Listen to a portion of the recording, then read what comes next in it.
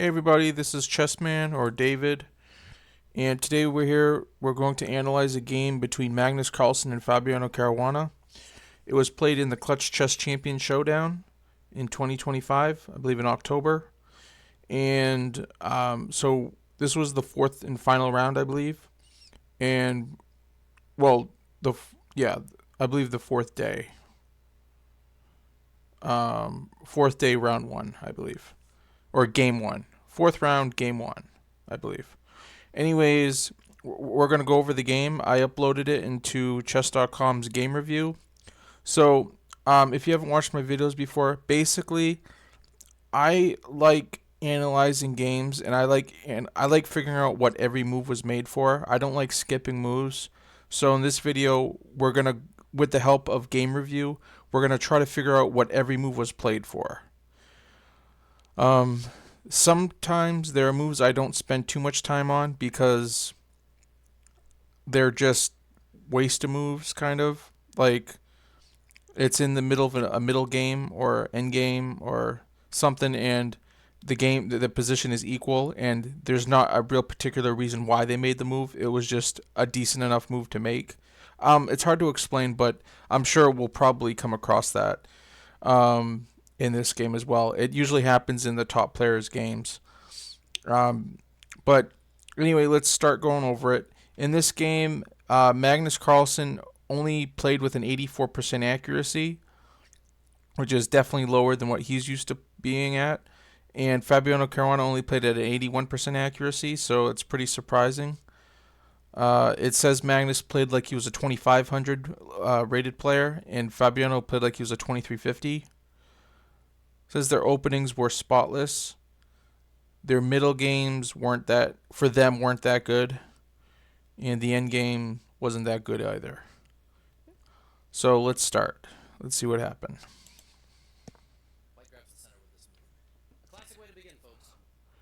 Okay, if you've seen my videos, we've definitely seen this move before. Basically, it controls these two squares, and it lets the bishop come out and the queen come out if it wants to, even though you shouldn't develop your queen too early. A solid response from black, fighting for that sweet center. It pretty much does the same thing. It stops the e4 from going any further. It controls these two squares, and it lets the dark square bishop out, along with the queen. White's knight and pawn are attacking the center, establishing a solid early position. Like it's saying, the knight's attacking the center, so you're developing a piece while attacking the center. A sound defensive move, protecting the pawn and controlling the center. So like I said, it's protecting this pawn and helps control the center. This is one of the oldest known chess openings. Doesn't tell us why this is a good move, but it develops a piece outside of the pawn chain. And it does put pressure on this f7 square, which is only protected once. A solid developing move. Black develops the knight and attacks the e4 pawn. So you're developing another piece, which is good, and you happen to be attacking this pawn. d3 protects the e4 pawn and the c4 bishop and allows the dark squared bishop to develop. So I really don't need to say anything else, but like it protects d3 protects the e4 pawn, and like it said, allows the bishop to enter the game. Bishop c5 develops the bishop, attacks the f2 pawn and prepares castling.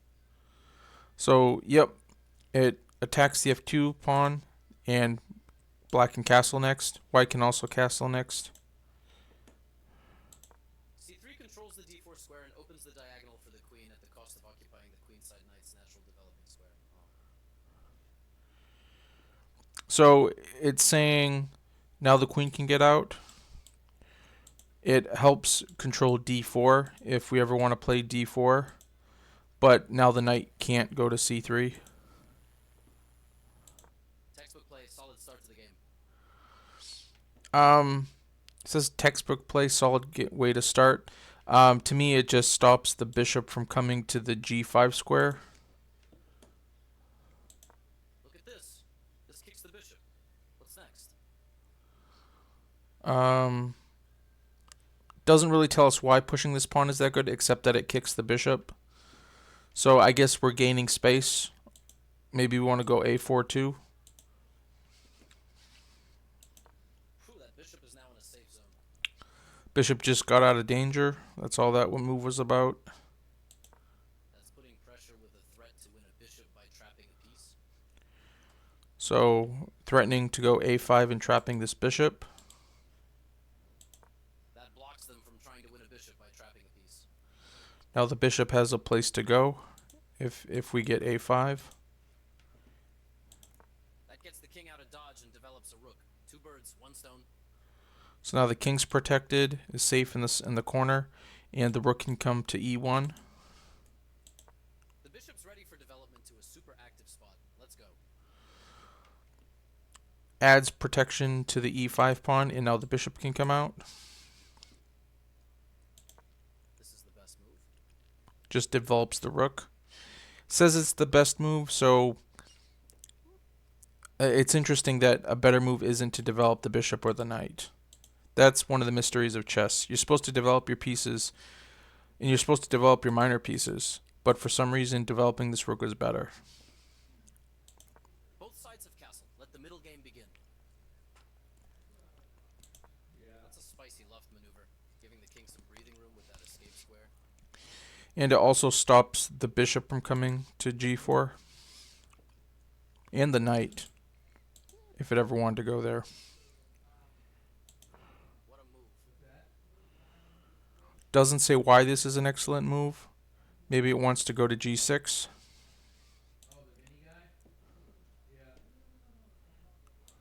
Developing the knight and increasing influence in the center. Let's go.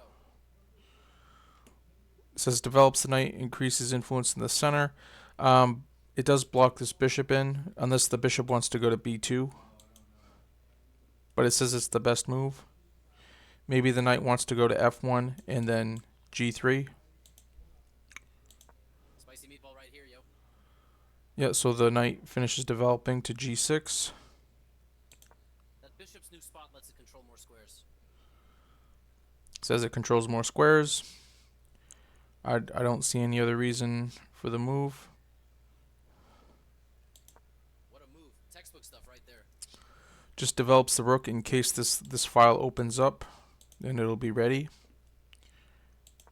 That pawn just kicked the bishop. Gotta move it. So apparently there's just nothing else to do in the position, I guess, except advance the pawn again. Now the bishop has to move. Bishop moves to safety. Now what to do? To me, it seems like developing this bishop is what you need to do. So you either need to put it on b2, or you need to move this knight. I don't think you can go d4.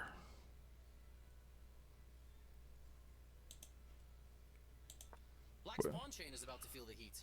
I guess you can go d4. Alright. This move is an absolute banger. Says it's an absolute banger. Doesn't tell us why it's a good move. Maybe to possibly go d5. Maybe to develop the queen here. And then, yeah. Don't know where this bishop's going.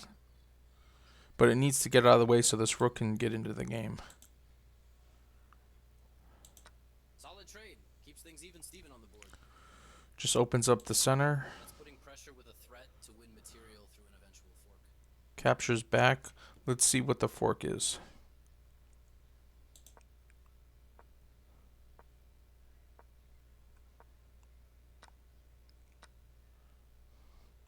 Oh, the forking these two rooks. Okay. That blocks them from trying to win material through an eventual fork. Okay, that stops the fork.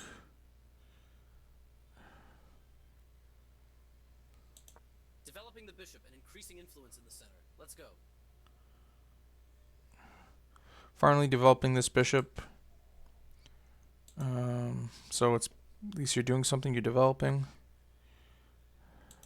White is developing like a boss. What's next?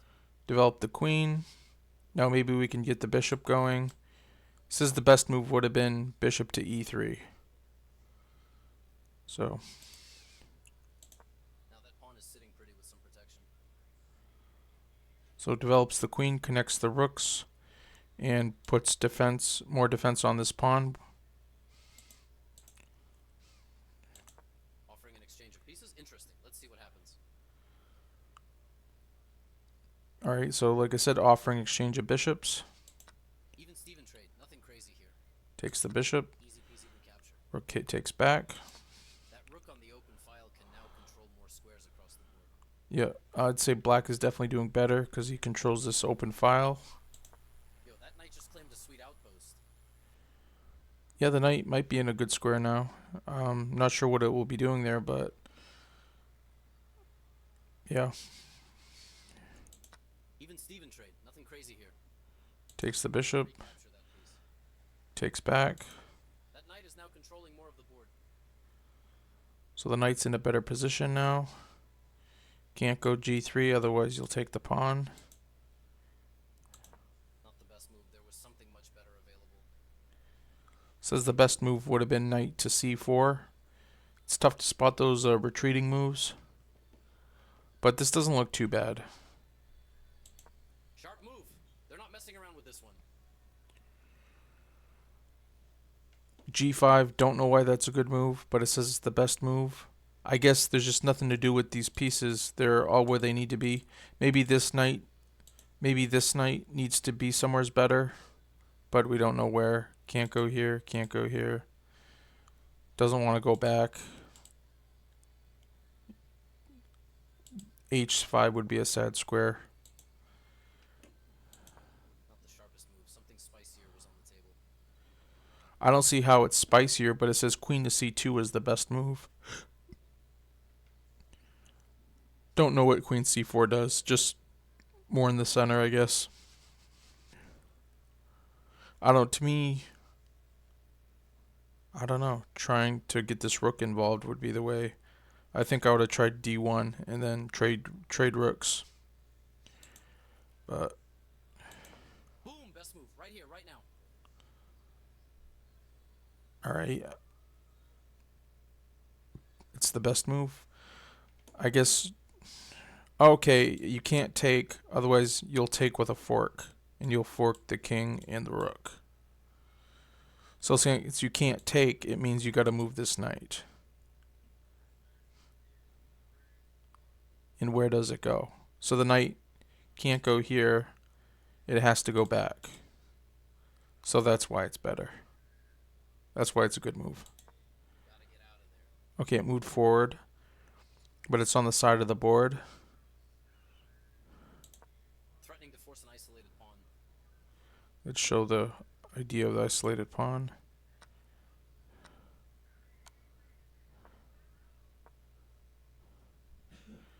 So this isolated pawn or this isolated pawn? I guess the h3 pawn. And the e4 pawn. That defends the pawn. Nice. They just missed the opportunity to move a rook to safety. So it's saying avoiding the exchange of rooks would have been better. That outpost is locked down by the knight. So the knight now has a good outpost. Solid trade. Keeps things even Steven on the board. Gets a rook Solid off. trade, nothing crazy. Keeps things balanced. Takes the rook back. Looks like they overlooked the chance to force an isolated pawn. Let's see how they could have done that.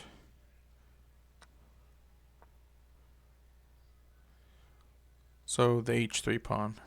Okay. Looks like they overlooked the chance to force an isolated pawn. So taking the h3 pawn would have been best.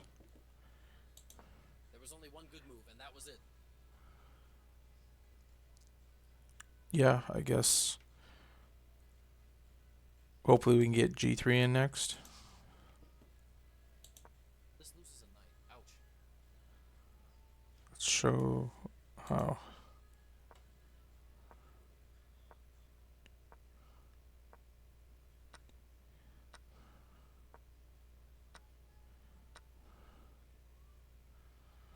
Okay, so it loses a knight. They just missed the opportunity to kick a knight. By playing this, they let the opponent move a queen to a more active position. Right. They just missed missed the opportunity to move a queen to a more active position. OMG, that pawn just got Thanos snapped out of existence. That's pretty cool. Thanos snapped out of existence. Bullseye. Attacks the rook. Instead of retreating, that counter threat against the rook is kind of spicy. So counters the rook. Even Steven trade, nothing crazy here. Knight takes the rook. Queen Even takes the Steven rook. trade, nothing crazy here. Losing a knight, ouch. Let's show how that loses a knight. Wow.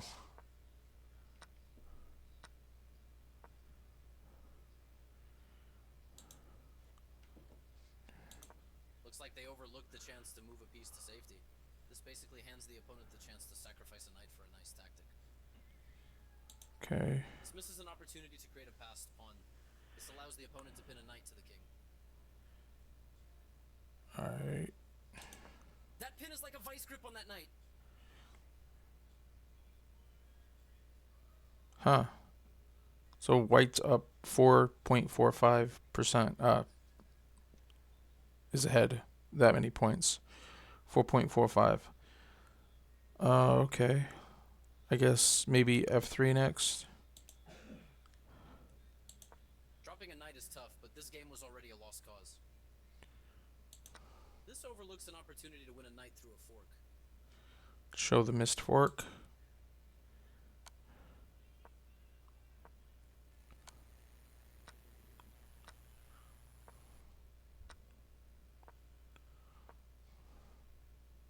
Okay. This overlooks an opportunity to win a knight through a fork. Solid move. Okay, that was the only move. This sets up the threat to capture a knight and win material after the follow-up trades. Show the tactic.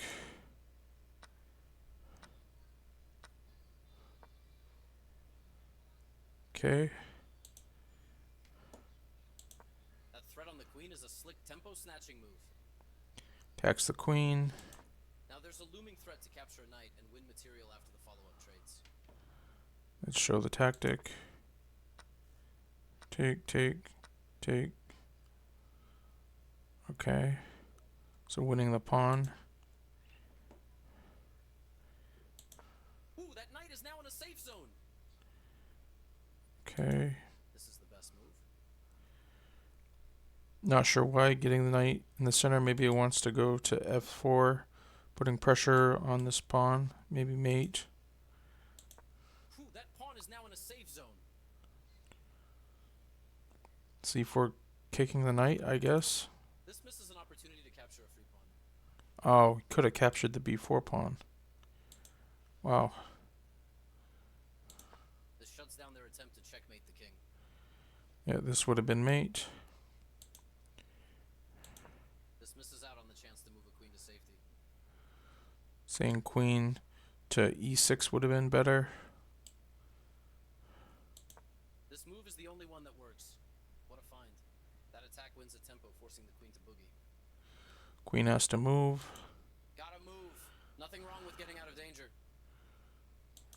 This permits the opponent to win a tempo by threatening a knight. Alright. That threat on the knight is a slick tempo snatching move. This allows the opponent to win a pawn through a fork. Show the fork.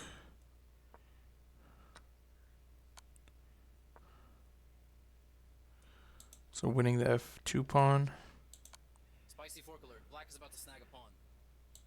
Unfortunately, they ignored the stronger way to evade the check from the opposing knight. What? A free pawn? You don't see that every day. Wow. So What white was sets up the threat to force eventual checkmate. so this is a crazy game. Fabiano was totally winning. And then it just went all down. All downhill. This misses an opportunity to move a queen to safety.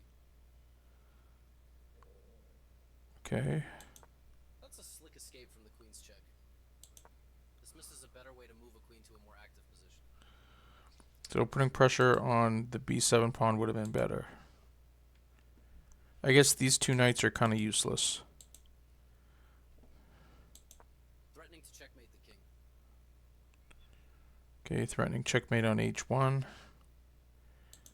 This keeps keeps the opponent from being able to checkmate the king. Okay. They failed to notice a chance to capture the checking knight. So taking the knight would have been best. That flight square keeps the king safe. What a move for white. There was only one good move, and that was it. Okay, that was the only move. Solid trade, nothing crazy. Keeps things balanced. So Even Steven trade, nothing crazy here. queens are off the board. Recapture, responding to the previous move. So they both have knights, and black has 5 pawns to 4 pawns. From bad to worse, white's position is now losing. Wow. So that's a losing move. I'd like to know why. Is it, I don't know, f5? And then you trade these pawns off, and then this pawn is free to go? Let's see. Yikes, black just cooked up a backward pawn. Recipe for disaster. Big uff, a missed chance to capitalize on that mistake. So that was a bad move. Dodging danger like a pro. Spicy meatball right here, y'all. This threatens to capture a pawn and win material after the follow-up trades. So I'm guessing this pawn takes. Big uff, missing the only good move. Not PogChamp. So taking the pawn would have been better. Okay. What a find. Black capitalized on that mistake and now has a winning advantage. I don't know why f6 is that great, but I guess compared, there's not really many moves to make. It's either move the king, move this pawn, or move the knight. This knight's doing great attacking this square. It keeps this knight busy. So it's between these 2 pawns and the king versus the king and this pawn. Spicy move. White really doesn't have a choice. Can't move the knight, can't move your pawns. Gotta move the king. What a move. Spicy meatball right here, yo. This move is an absolute banger. Solid trade. Keeps things even Steven on the board. Simple capture. What a move. Textbook stuff right there. Sharp move. They're not messing around with this one. That pawn was under attack, but now it's defended. So like I said, this pawn has to be guarded by the knight. So I guess somehow this pawn is going to distract the king. And either it'll become a queen, or this king will be able to maybe chase this knight away. And then grab this pawn, and then this pawn. The knight will grab these 2 pawns. Or, yeah. And then there'll just be too many passed pawns. That passed pawn is sprinting to the finish line. Yo. Solid move. That passed pawn is on a mission. Gotta stop it. Evading that checking pawn like a boss. Now attack the knight. Boom! Best Yeah. move. Right here, right now. Now the knight has to move. The knight is safe, thank goodness. Time to breathe. Evading that checking knight like a boss. Bullseye. This is the best move. Solid trade, nothing crazy. Keeps things balanced. But now black gets this pawn. A passed pawn, that's a powerful weapon. Spicy move. This move is an absolute banger. Just trying to promote the pawn. And maybe black will grab these 2 pawns. Sharp move. They're not messing around with this one. Spicy. That pawn was just sitting there waiting to be snatched up. What a move. Ooh, that knight is now in a safe zone. Spicy fork incoming. White is about to snag a knight. What? A free pawn? You don't see that every day. What just happened? And I'll just do show follow up.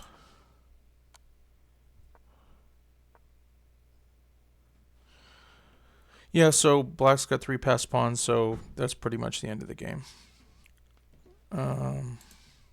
So Magnus won this, even though Fabiano was winning at some point by a lot. So crazy game. Black broke through with some killer endgame maneuvers. Yeah, towards the middle, white was winning by quite a bit. So that's pretty crazy. It's amazing Fabiano couldn't win this one. But must have been great to see. I think I saw it. I don't remember. It was 3 months ago or 4 months ago now. Well, that's it for today. If you haven't already, please like and subscribe. If you have any advice, I'm still relatively new to this YouTube channel thing. So if you got any advice, I'm open to advice. Any kind of ideas on what chess vids I should make or a certain game that you found interesting I should analyze, just let me know, and if I can find it, I'll do it. Like I said, if you haven't already, please like and subscribe, and I hope you have a great one. Bye.